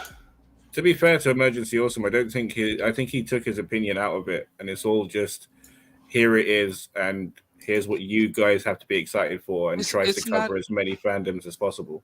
It's not even excitement anymore. It's just pure like clickbait bullshit at this point. Like he'll post like with Superman and Lois, he's gonna post a video talking about some oh my god reverse flash showing up in Superman and Lois confirmed. Right. And then we'll go through the video, won't say anything about that. Like at all. Okay. This is the guy who got that was on as far YouTube. as my defense went. Right. This is the guy who got on YouTube for years and declared the Flash was ending. Yes, that's true. I do remember that. But see, that's the thing, though. I think there's the middle area, the nuanced criticisms that we used to get back in like the 80s and 90s, where somebody could talk about something and go, I like this about it and I don't like that about it. I miss that kind of conversation. That's the kind of conversations I like to have. I like to talk about shit in a way that lets you sort of put out what you think is important and what works for you and what you don't like, and that's fine. But that kind of stuff doesn't work on YouTube because YouTube's algorithm promotes extremities. It only promotes stuff when it is an extreme take, which is why when you put out a thumbnail, you put out a title, you have to put some shit in caps. You have to put an exclamation point on everything. That's the way YouTube advertises stuff. It's almost impossible to get into the YouTube algorithm unless you do that. We all know it. It's no big secret. But I do feel like that's affected film, especially if you go and you look at like Rotten Tomatoes or IMDb or any of these other places where critics are. People don't even trust those critics anymore. They feel like they're paid off, or the studios are paying them, or something like that. Most critics are struggling to pay their fucking rent. I don't think the studios are paying them off, but the problem is that the trust in critics is gone. It's just gone. So anyway, I think that's important. 8 is in Pagey. This is something you've talked about. Bankable names and IP. Just because an actor or filmmaker makes good movies doesn't always mean it's going to translate to ticket sales. There are also few movie stars left that actually selling tickets without some sort of popular IP attached to the project has proven to become a big problem in Hollywood. I mean, look at The Fall Guy. You have Emily Blunt coming off Oppenheimer, which made did it end up crossing $1 billion or just fell shy of it? And then Ryan Gosling, who was in Barbie and was arguably the most famous thing or the most talked about thing coming from that movie. I'm Just Ken. Yeah, and then the Oscars thing and stuff, and then that movie, like, it's doing okay internationally, I think, but like not knocking down any doors. It's but then because they showed up domestically, as Beavis. I thought that was fucking stupid. I was like, it wasn't funny. Like, I didn't think it was funny at all. Like, I thought the original sketch was somewhat humorous, but then when the thing, I was like, that's just so stupid. You're promoting another show. Mm-hmm. Yep. And that took all the attention. They were talking about Beavis and Butthead, not even real Beavis and Butthead, like cosplay Beavis and Butthead. But the idea of like, there were days when like, and I'm going to use his name because I feel like it was a period in time where he was like the big thing. Like an Adam Sandler movie was a big deal. When Adam Sandler put a movie out, it was a big deal. Now Adam Sandler movies are Netflix movies, and after about a week, no one's talking about them anymore. Hmm. You know what I mean? Yeah, like there's only like, I mean, I would say even like Tom Cruise was the only consistent one, but then Mission Impossible, the latest one, didn't do that great. 900 million for Oppenheimer, yeah. Like there's not. That's still crazy. That's still a crazy number for that kind of movie. 900 million. R-rated as well, I think. Well, yeah, it would have had to. There was boobies. Okay. Number 9 is oversaturated marketplace. Too many films that look or feel the same. All genres should not be treated equally. And it is possible with the film like Fall Guy that some might have experienced a bit of Gosling burnout. After 10 months of Barbie, maybe he needed a bit of a break from the general public to build up more of a demand. Do we think that's the case? Saturation but to be fair, like, even that, he wouldn't have thought that Barbie would have been that big.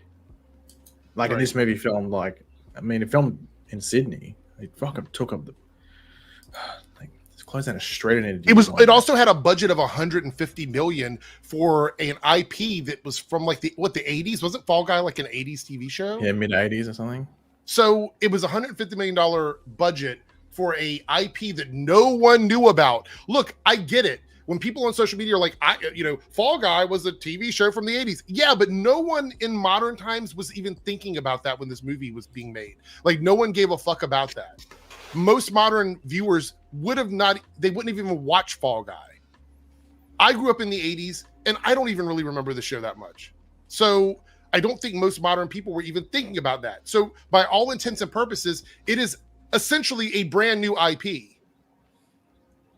Yeah. So Fall Guy isn't bombing, but it's just below expectations at the moment. So they're sort of hoping that it holds well. Like, I think they were expecting like about 35, and it made 28 domestically first week. I think this is interesting. Budgets. The budget on these projects is just out of hand. Hollywood needs to figure out how to get the budgets lower. Way too many films with budgets over 100 million. I will agree with this because I feel like the mid-budget film genre is basically assigned to streaming now. Like, it's very few movies coming out in theaters that's doing well that like the studios are pushing if they don't have like 100 million plus budget. Like, we have some things that kind of come out and they do well because they just are such a great movie. They transcend those kinds of things. But studios do not want to spend money on advertising unless the movie is super fucking expensive. And they end up losing a bunch of money in the process. Yeah, but it's just harder now, like, especially when like you think like things just cost more to do. Like, even like with like the things with the streaming services where, I mean, they take up studio space, and our studio space is more expensive to rent, and then let alone like filming. Like, have fun filming in anywhere in Los Angeles and not paying an arm and a leg. Yeah. The last one here says, or no, there's two more. General public versus Hollywood. I do think a lot of the general public has a problem with Hollywood. I think there's definitely a divide between what audiences will pay to support and what others will wait to watch for free. I actually think the reason why this has become a big issue is because of the whole pandemic stuff. Like when celebrities became more like close with the viewers and it like sort of never went away. So they were already doing like TikToks and that's just Instagram social like media that. in general though. Like that's Right. been an issue. Like, and I've always applauded celebrities and like, well, specifically actors and stuff that don't use social media. Yeah. Because I think it probably helps them at least in regard, like at least if you already had sort of like formed something. Like to be fair, I think that's something that probably helps Sydney Sweeney. Like though she's like very much talked about, she doesn't really interact too much on it. Well, yeah, I mean, and like also the activism stuff, I think puts a divide up between. Well, yeah, people. I Like, think we talked about the Alan. well, I mean, Rickson thing. nowadays, like Alan nowadays, Rickson yeah. is, you know, yeah, controversial. but then you for get, that reason. but then you get crucified for not being an activist. It's Right? like, No, well, no, absolutely. can't So that's win. the thing is, it's just like how far do you push that as someone in the public space? Do you completely shut it down? Like Henry Cavill is an actor known for not really talking about social, political, anything. Like he's literally doesn't talk about that stuff. And could that be the reason why he doesn't sell? Like he's supposed to be a big star, but let's talk about how many things Henry Cavill has done that have basically been underperforming projects. With outside of The Witcher, I don't think anything he's been in recently has been a massive success. And to be fair, you could argue that season 1 was the only real one that sort of. You could also argue that The Witcher sold it, not Henry Cavill. I mean, that's quite possible that it was the IP. That Well, sold yeah, it, the show not had to Henry be Cavill. good. Yeah. So, like, So probably my thing is, like, we have an actor who has no outward political or social comments to make, but then you have actors that go above and beyond that and say a lot of social and political stuff.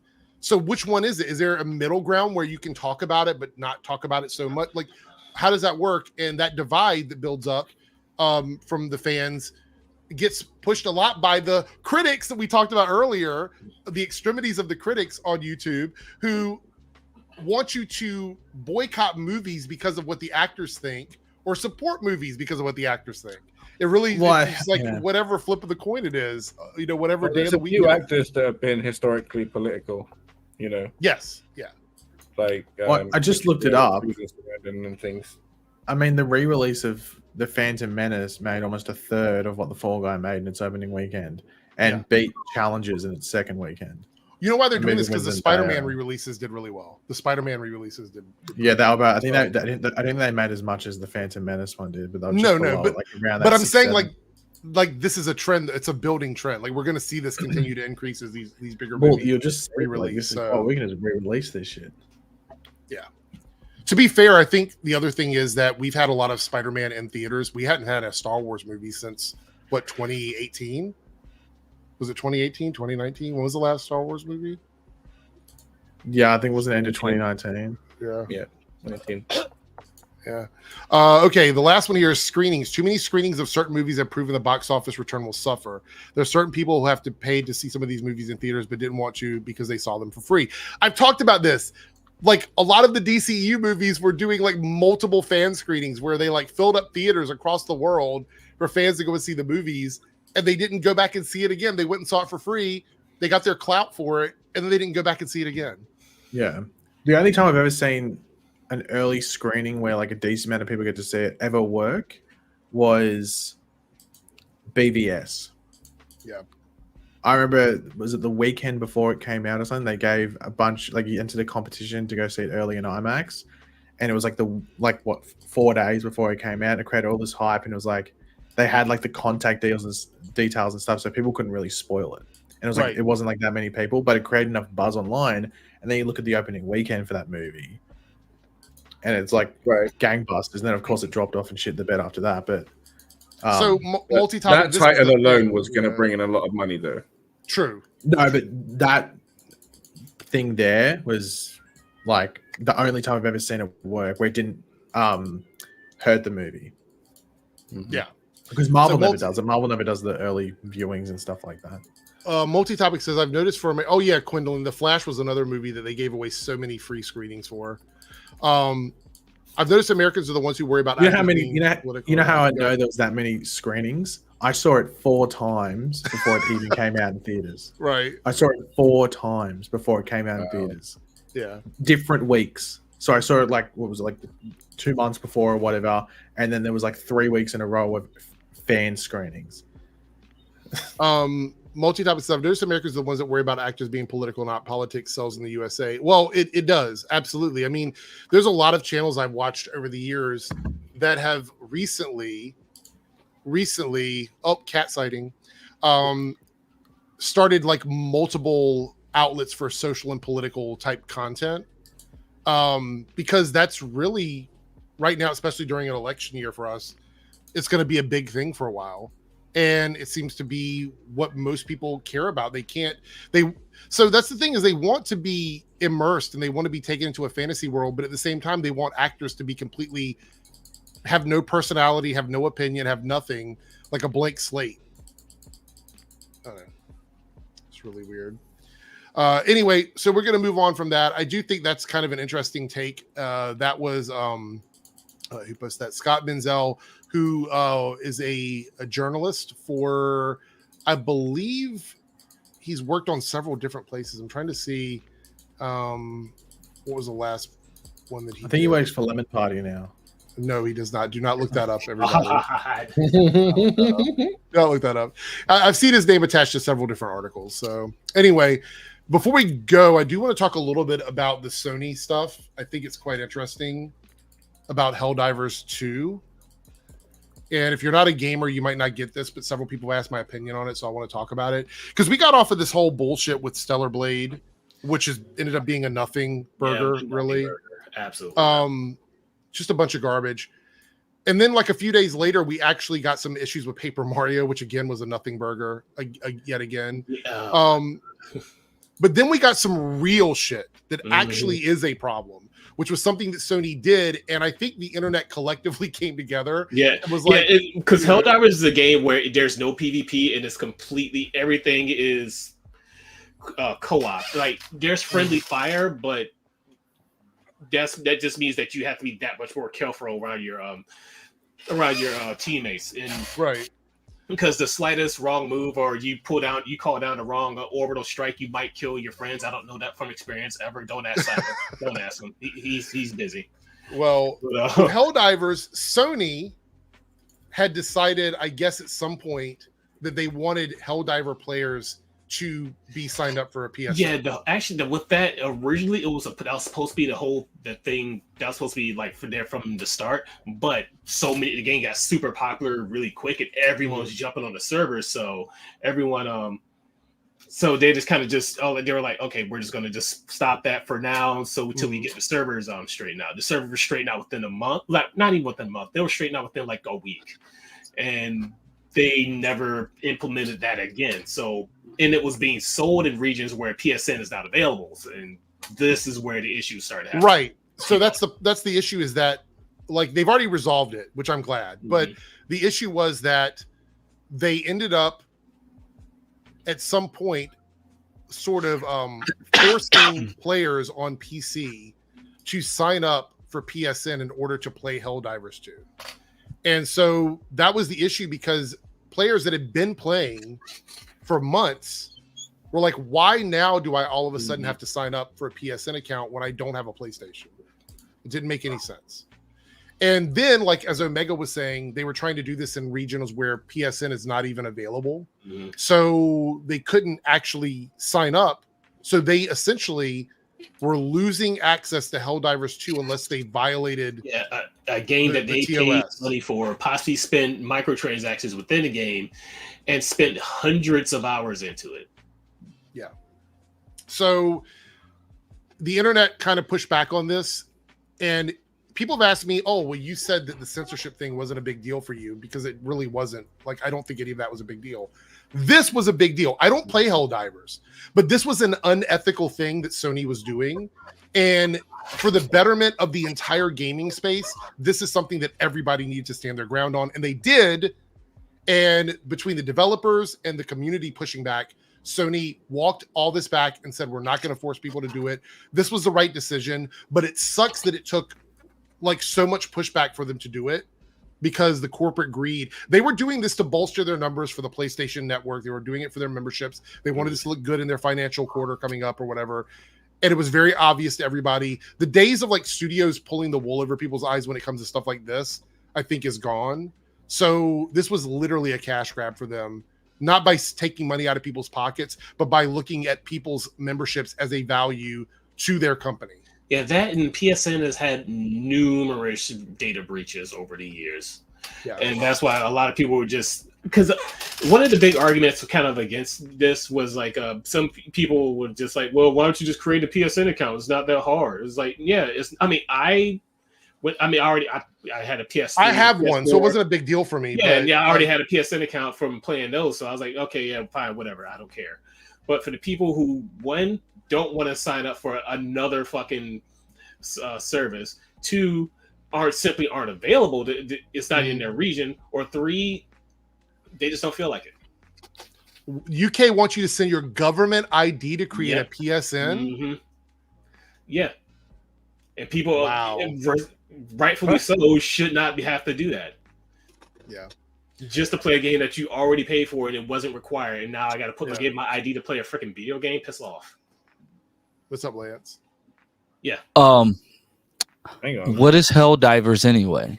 Okay, go ahead. First Helldivers, because now me, Cyber, and all our friends used to play the first Helldivers, which is basically, think like Starship Troopers. Is basically basically that's the easiest way to describe it. Starship Troopers. You're a part of the Super Earth Defense Force. Yeah, Earth is called Super Earth, and this is distracting. I'm sorry, I'll take you down. No, it's cool. So basically, you're a part of like the elite forces of Super Earth's armed defense forces. So you go down into these planets, you fight these alien bugs called Terminids. Or in the first game, it was the Terminids, the Cyborgs, and the Illuminate. At the end of the first game, you pretty much wipe out the entire galaxy. The Terminids are under control. The Cyborgs, I think they're not extinct, but they're under Super Earth control, and the Illuminate are just gone. We haven't even seen them. Now, in the second game, it really wasn't announced because the first game really didn't have a lot of fanfare. I mean, it was a niche sleeper hit. It was really good, but not a lot of people played it. So when the second game came out, people like me who played the first game was just singing this game's praises, like, oh, this takes all the grittiness of the first game and just cranks it up. So it's like right off the bat, this was like a great game.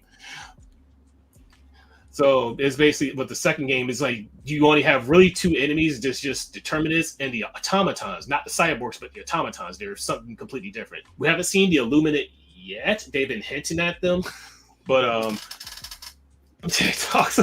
I could go on for a lot. Basically, it's Starship Troopers. Yeah, Starship Troopers. Yeah. Like I said, it's okay. Starship Troopers. I mean, it would have been cooler if it was like you're literally like you're taking turns like diving into hell in a video game. Oh, yeah. It's like a squad of four. There's because the first game was kind of like a top town like twin stick shooter. There's friendly fire zone. You got to be careful when you throw your grenades, throw your orbital strikes. Even when say like you die and you throw out a reinforcement, basically another guy just drops down. When they drop down, they can potentially kill you. Yeah. See, I like those type of games where your partners aren't safe. Yep. I'm the type of guy who like. Yeah, and certain do it on purpose. And certain mutual friends of ours, he's son, like, sorry, I didn't mean to do that. Yeah, and certain mutual friend of ours, kind of kills us all. I have never killed any of my teammates ever. Oh, sure, I don't believe that. All right, so we have one last comment. I want to talk on this because we didn't bring it up or whatever, but it says nothing on last week's X-Men and Spider-Man return. Oh, look, we have a special guest. X-Men and Spider-Man return. Did you watch it? Did everybody watch? I know Paigey didn't, but did everybody else watch X-Men? Yes. Hold on. Does Paigey not You're like making X-Men? assumptions there. You're making assumptions there. Did you watch it? You know I didn't watch it. Did you watch it? No, I didn't, but I saw the clip on Twitter. Yeah. Why didn't you watch it, Paigey? Do you not like X-Men? It can be fucked. Yeah. There we go. That's fair. So, all right. The Spider-Man in X-Men, I think, is them teasing the idea of bringing more of these old shows back to Disney Plus. I think that's Wouldn't the Spider-Man thing just like not happen? Because wait, I don't even know what's happening. What's that with that other one they're doing? That high school Spider-Man. I haven't heard anything else about that. That's got to be dead by now. No, the Friendly Neighborhood, it's not, and that's who they think Giancarlo Esposito is. People are speculating that he has been cast as Norman Osborn in that show. That show's not dead. When's it coming out? We don't know. Well, that's not an answer, Lance. That's not the answer. No, I'm saying it's not dead, but that would still be a separate thing. That would legitimately be like MCU Elseworld. Yeah, because this Spider-Man, it's the same. I think the same voice actor from the one. It's the same voice actor from What If, but it'll just be like whatever happens to this Peter Parker on this Earth is like different events. It said it's November 2nd. Wait, it's coming out November 2nd. Yeah. Oh, I'll see it when I believe it. Pagey's not gonna watch it anyway because he hates Tom Holland. I will say anime. Actually, did I tell you I watched Uncharted for the first time ever recently? That's a good movie. I thought Uncharted was good. It was. I loved it. Well, I wouldn't say I loved it. I thought it was, because I saw people trashing on it. Like, at first I was like, this is fucking stupid. And then I was like, well, hold on. It's just obviously playing off the video games where some stupid shit happens where someone should be dead. But and I was excited. And it seems like that's not getting a sequel when I think they actually set up a better movie at the end of that movie where I'd want to see what happens there. I think it is getting a sequel. I mean, that's what Mark Wahlberg says. Well, they say, but like, once again, like, when did that movie come out? Was that a COVID movie? Yes. I remember when that movie came out. Vividly. Yeah, I went and saw that during that era. Yeah. Okay, so maybe it hasn't been. I thought for some reason I thought it was like a 2019 movie or something. Like, it wasn't great, but it was better than I thought it would be, just because I heard people like shitting on it for so long. I always envisioned you as Nathan Drake, Pagey. Really? I mean, I think I could rock it. Probably. Can I rock a satchel bag? That's the big thing. Yeah, you need to try that out. Can I hear your best Tom Holland impression?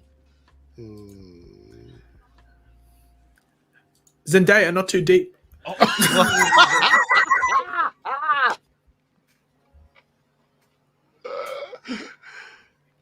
Oh my god. Oh wow. Anyway, if you haven't seen it already, I put up a couple videos on the Debunks channel. X-Men 97 is transcending all negativity.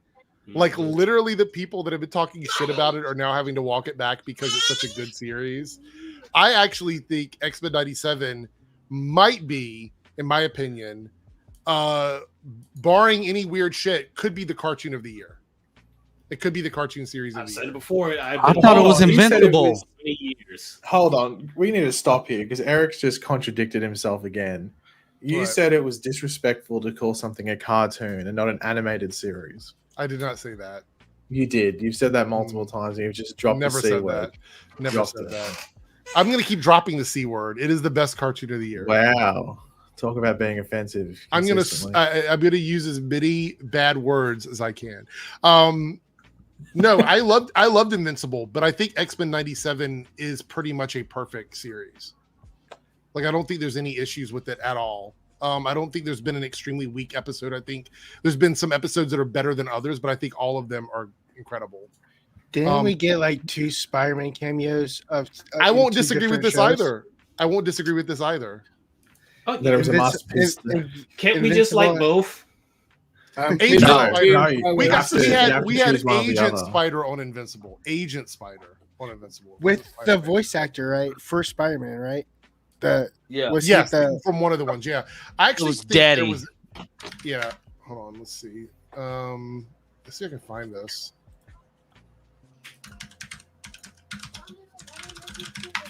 I think somebody went through and changed it to Spider-Man. Yeah, did you guys see this? The person that actually made it Spider-Man? Hold on, let me do this.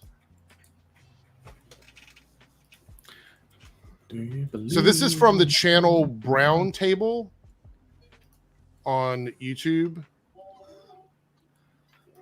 And basically, they turned Agent Spider into Spider-Man. They animated Spider-Man into this. Let me know if you guys can hear this. Okay. Is this AI generated?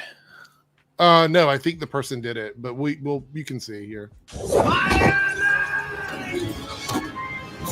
Okay. So how did this even happen? A lot of work. That's how it happened. How's it going, everyone? Welcome back to Brown Table, where I just can't stop animating Spider-Man. So it is an AI. So apparently this is like literally the whole thing. Are they gonna show it or no? I think right here. Why is the table brown? Because they had an accident. Went down to Browntown. So here we go. Hey, thanks so much for watching. So what do we think about that? Better with Agent Spider or with Spider-Man? I think it was better with Agent Spider. Yeah. I don't know if it really makes too much of a difference. Yeah, it's not gonna be that much of a difference, but it's. I mean, because let Invincible be its own thing. Yeah. I like the Agent Spider character because it felt like a different version of Spider-Man. Like it's like it's Spider-Man, but it's the Invincible's universe's own Spider-Man or whatever. Yeah, so. it felt a little more unique. I get it. Some people are gonna like that one, but anyway, I they mean, did a great Spider-Man's job. fine too, but yeah, that's still cool though. Yeah. So great job for a Brown Table there. Anyway, that's where we're going to wrap everything up. I want to thank everybody for joining me today. Thank everybody in the chat for being here, regardless of which channel you're watching on. I did it on both, so it's on Debunked and Reloaded. So thank you guys for being here. Lance is streaming tomorrow with Party Nation. So you definitely want to check that out. I don't know if 3Dub's is going to be there or not, but Always there. Okay. Always? All right. There you go. We have Darth Bunyan with Followable Fandom. I was able to be a guest there a couple weeks ago. That's on Fridays. I haven't been invited back to that yet, but that's fine. Oh shit. Well, that's why you don't do what you did on people's streams. You're welcome anytime, honestly. Sausage party. You know what I mean? Oh, I have no clue what you're talking. Speaking of that, y'all saw that it's a TV show now? Yeah. No, I'm gonna review that. I'm gonna react. Oh, okay. Get ready to get demonetized. Get ready to get demonetized. demonetized. If there's anything like the last 5 minutes of that movie, yeah, get ready for red marks, red check marks everywhere. Check out Lance 3Dub tomorrow. Check out Darth Bunyan Followable Fandom on Fridays. You can find Pagey on his channel. Everybody knows Pagey. I don't have to promote Pagey. Everybody knows who he is. And Omega's got some deviant art stuff, so check him out. Omega. Is it hentai? It is. Some of it is. It's all that. So yeah. I was gonna say at least some of it is. Anyway, everybody have a good night. Hold on, quickly. No, don't end it. Have you ended it? No, it's still alive. Are we good? Are we still alive? This is not for much longer because you're trying to drag it on. I'm not going to do that. Wait, what? You try to drag it on. I'm not going to do that. No. I just need to make sure that we're not, because it's delayed sometimes. I've had the song. It's been stuck in my head for like 2 days now. I've had that. You're not sing it because you know it'll get demonetized. But I had Miss New Booty stuck in my head for like 2 days. And you're telling us this why? Oh, I just thought maybe it's a song suggestion for the club, ladies